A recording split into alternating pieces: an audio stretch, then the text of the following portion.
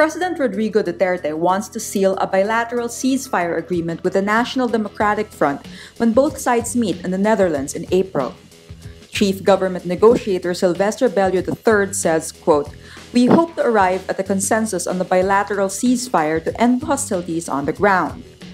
Bello adds the government is not likely to declare a unilateral ceasefire even if the Communist Party of the Philippines announced it would declare its ceasefire by March 31.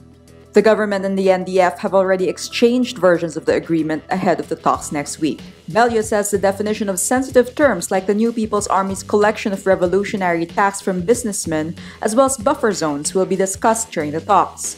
He admits these will be the most difficult to resolve.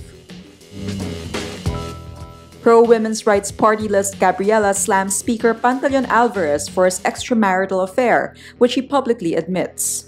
Gabriela says, quote, "It reeks of machismo, unbecoming of a public servant, more so of the Speaker of the House of Representatives."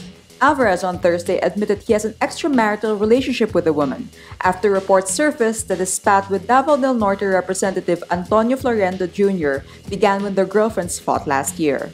The Speaker earlier filed a graft complaint before the Ombudsman and called for a probe into the allegedly anomalous joint venture agreement between the Bureau of Corrections and the Tagum Agricultural Development Corporation owned by Florendo. He says the complaints he filed against Florendo have nothing to do with their girlfriends.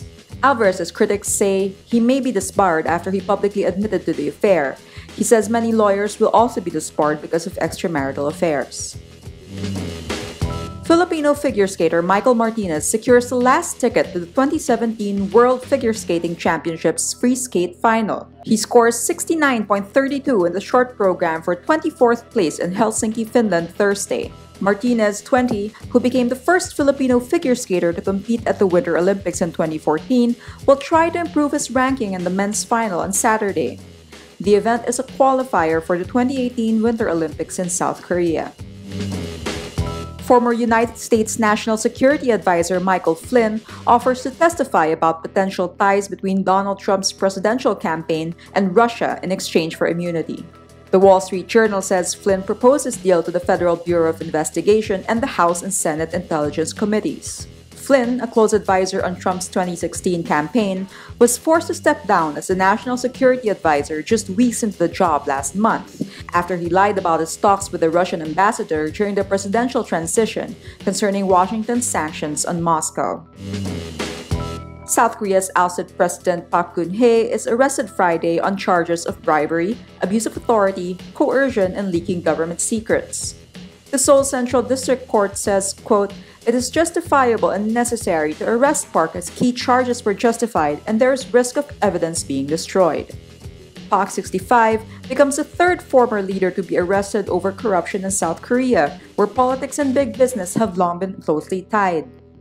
The former leader, who has denied the accusations, was grilled for nearly 9 hours in court Thursday as a judge deliberated whether she should be arrested. Choi Soon-Sil, Park's secret confidant at the heart of the scandal, is already on trial for forcing top local firms to donate nearly $70 million to nonprofit foundations which she allegedly used for personal gain.